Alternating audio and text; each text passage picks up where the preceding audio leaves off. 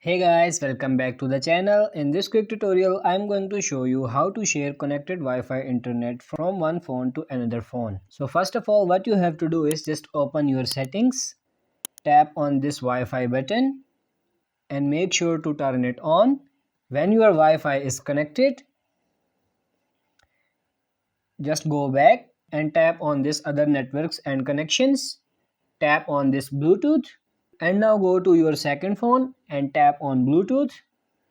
Make sure to turn it on and make sure to make pair for both mobiles like this. Now Bluetooth is connected.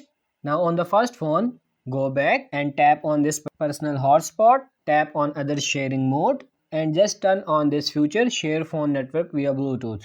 Now you can see we are connected on Bluetooth and you can see internet is connected. I can use the same Wi-Fi in the second mobile. So that's how you can share connected Wi-Fi internet from one phone to another phone.